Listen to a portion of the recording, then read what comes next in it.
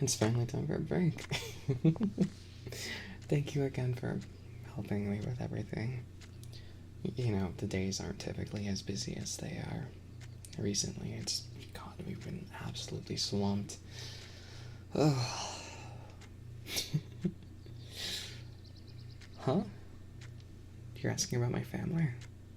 Well, yeah, duh, of course I had one. I swear, haven't I ever told you about chompers? There's no way I haven't ranted about him once or twice before. It has to have been a really long time ago. I wonder how much I actually remember. Let's go way back then. When, at least to the point in time where it was actually possible for me to hold memories. Back when I was like 5-ish. I think that's about the time where like people can actually remember, at least vaguely. God, I was so shy. Papa Bun would always have people coming and going. Oh, especially because I'm pretty sure they just had a big fight or something. You know, history and shit. I still remember how tightly I was gripping the sleeve of his coat. I must have looked like one of those, like, little shy, adorable children that hide behind their parents and have, like, a little blush and they're, like, peeking from, like, the side of them. Whoa, if only I was as cute as I was back then. Alas, I'm not cute at all.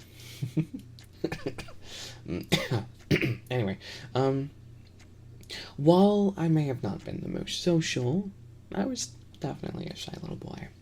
My brother, let's call him Chompers, was super social. He wasn't scared of anything. He would jump out at any opportunity to see anything new, anyone new, welcoming them in and pulling them along to where Papa Bun was. He was definitely too innocent, and maybe a bit rude at times, without meaning to be, of course. I mean, you know how kids are. Like, I mean, who wants to get tugged on by a little bunny boy? Like, especially when you're, like, you don't know this kid, you don't know this person, all of a sudden they're tugging on you and pulling you away. I mean, like, I know I would want to get tugged on, but that's just because he's so cute, He's so cute, Here. This might actually be a long story. Why don't you... Here. You did a good job at working today, so here, plop down my lap. I'll pat your head. Who knows how long this story's gonna take. It'll just be soft, okay? Consider it a job well done. Okay, where was I? But, I mean, it wasn't just Papa Bun we helped. We spent a lot of time with Mama Bun, too. I swear she loved her meadow just as much as she loved us. Like, if she wasn't feeding us or spending time with us inside, she was outside making sure, like, her meadow was in peak condition. You know, sometimes I was almost worried that maybe I wasn't the favorite son. You know, I can understand chompers, but if you consider the meadow to be your favorite son, I would be a little hurt. To be fair, if it wasn't for her, the meadow wouldn't be anywhere near as pristine as it is today. I mean, you know, like what we work with today, outside, you know, outside the flower shop, the meadow. That's the meadow. That's the meadow that my Mama Bun practically built up. I mean, partially because of how amazing she was. But, you know, it's kind of mixed with how amazing I was at learning. I know. Even as a little squirt, I was still amazing. You don't need to praise me. You should definitely be praising me right now. It's okay. I'll wait.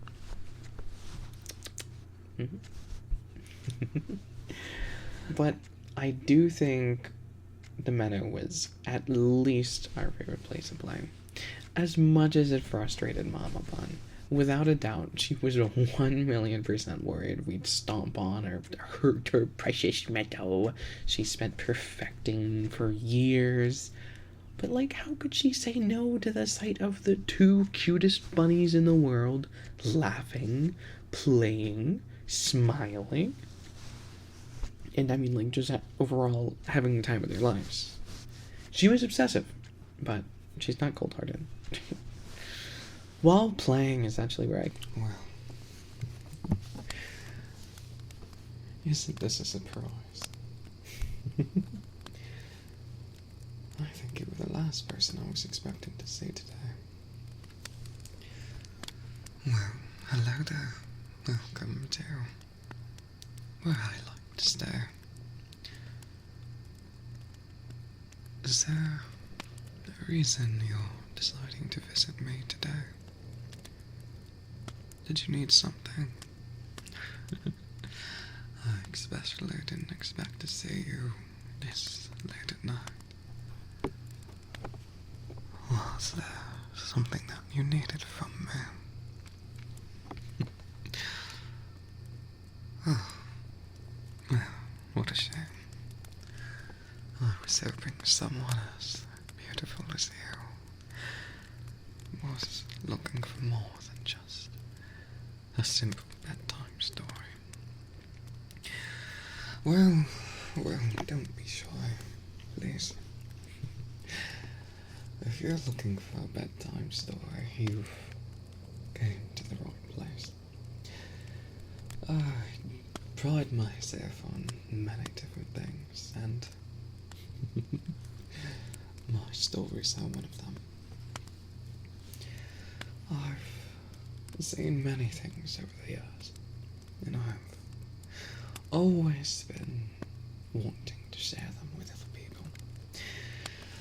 Though not everyone wants to hear my stories. So, enough about me. Why don't you lay down here? I'll go searching for a nice story for you.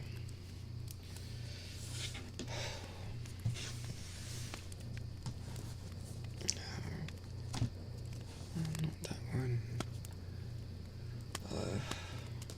That one's too long. Huh. This one might be nice. I haven't told this one in a while. It's even got the dust on it.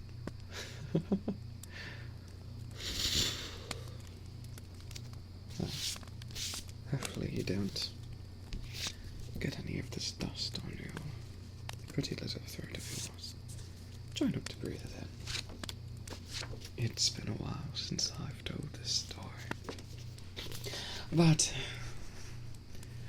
just lay back and enjoy the show. I have a wonderful story for you today. So, feel free to close your eyes and envision it in your mind. I'll try to retell the story to the best of my abilities.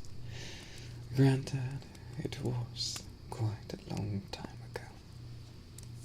So, forgive me for the details, though little hairy, little hazy. I hope you won't mind me. Where should we start? Probably shouldn't start from the very beginning. Let's go a little further. Once upon a time, the mighty kingdom that the fox had so humbly built had become divided.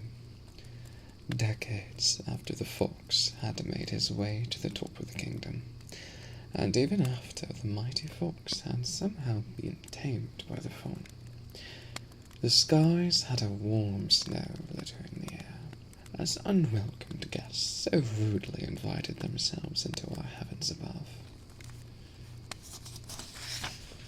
This is what started the divide between the arrogant fox and the timid rabbit. The lovely visitors demanded an answer for the fox's kingdom, and that kingdom didn't know what to choose.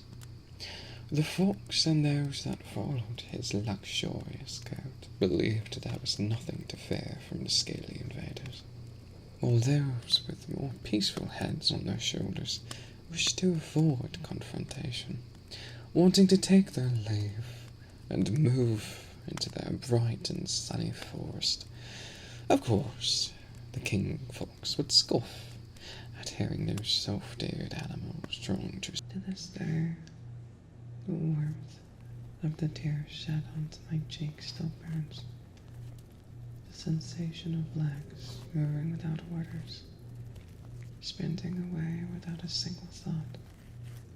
The brain numb from the pain of not understanding, overwhelmed from the inferno of emotions.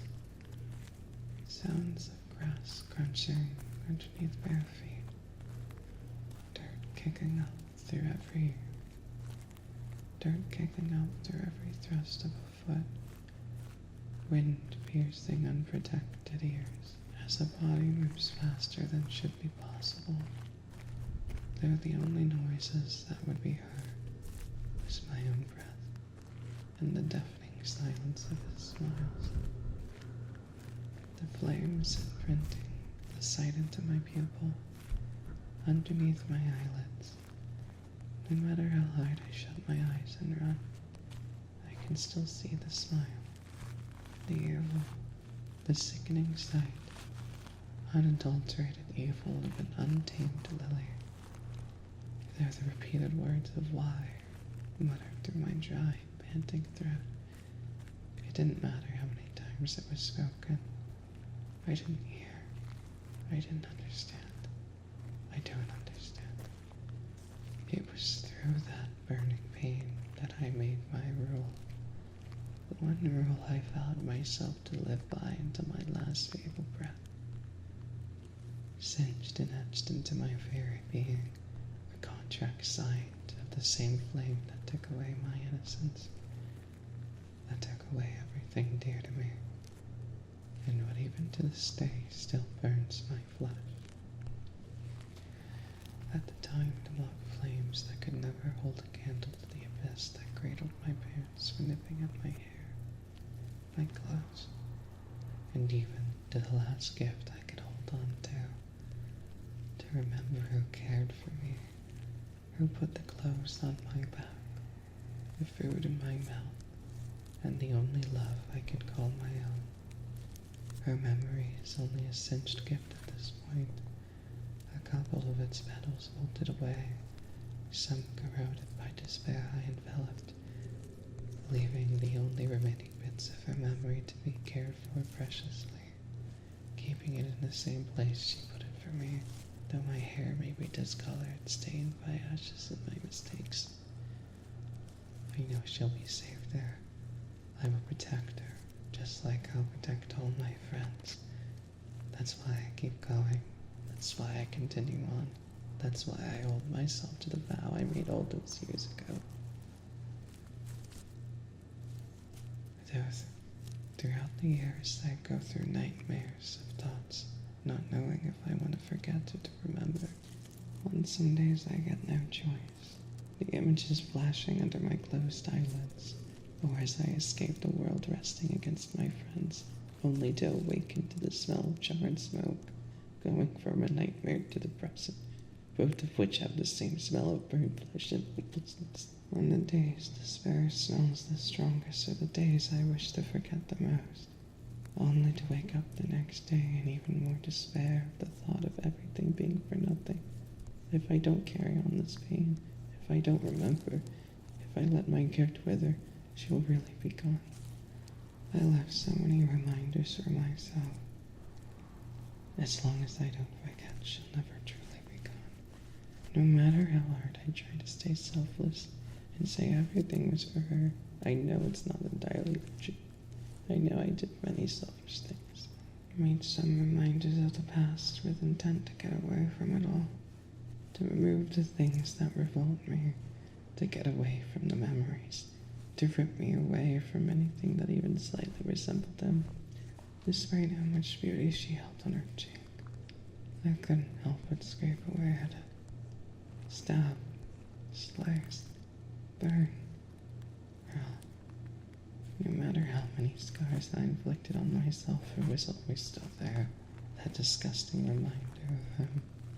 So much so that every time I tip my head to drink in a crystal clear spring, it acts as a mirror, reflecting all my imperfections I can't perfectly disguise, disfigure, or get rid of. A mirror never reflects for long.